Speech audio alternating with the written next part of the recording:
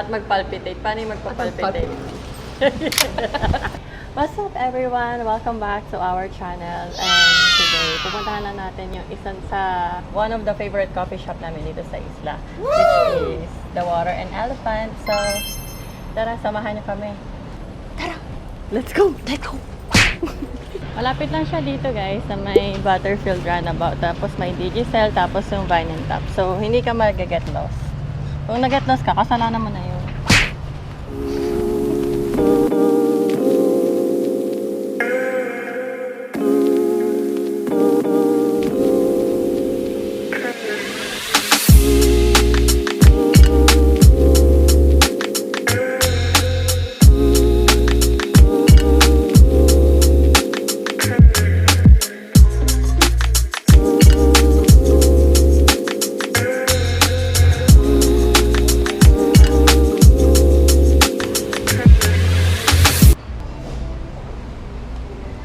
Talaga? What did you get? Black and half. Milk chocolate and white chocolate. So it's a black and white mocha. Got a iced lavender latte. Guys, their iced lavender latte here is the syrup is homemade. Wow. House made or homemade, whatever. Whatever the made in house. Made in house. Yeah.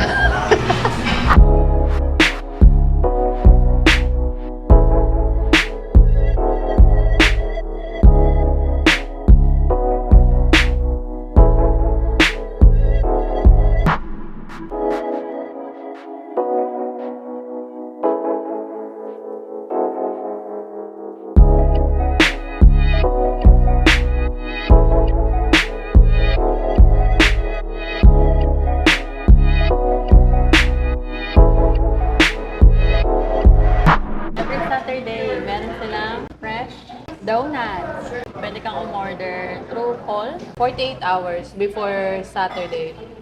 So, Thursday. I think Thursday, Friday. I forgot already.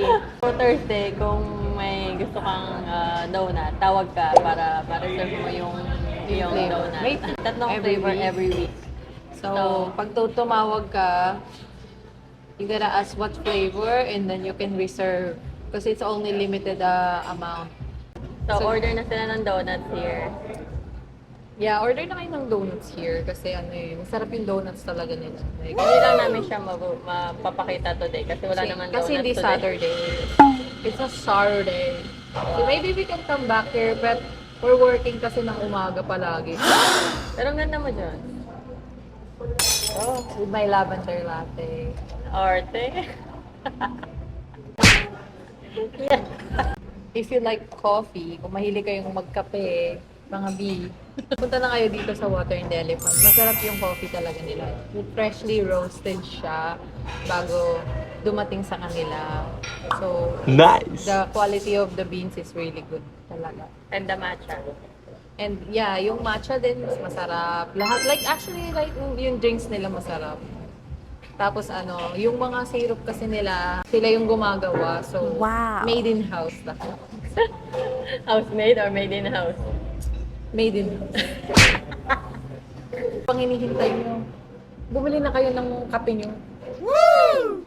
At mag-palpitate. Paano yung magpa-palpitate? Okay, ang next spot naman natin ngayon ay the Pico Taqueria, which is the same owner ng Water and Elephant. So, tara! Kumain na tayo dahil gutom na ako. Tara na.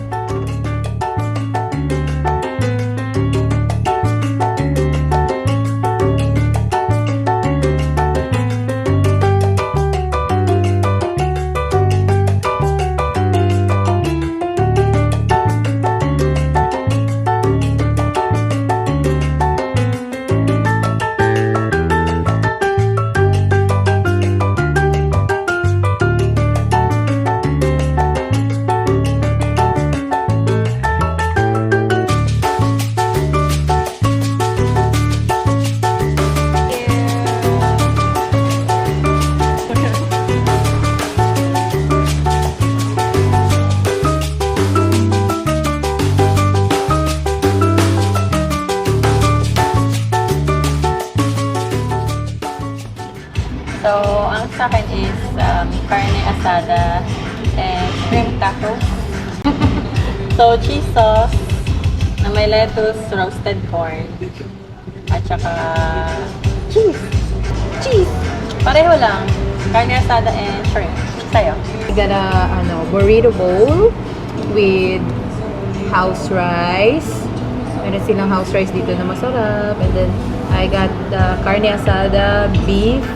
Beef siya. Tapos may peppers and onions with corn pickle, corn salsa.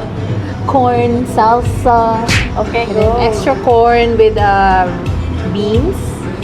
Yun. And chipotle sauce. See you guys. Cheers.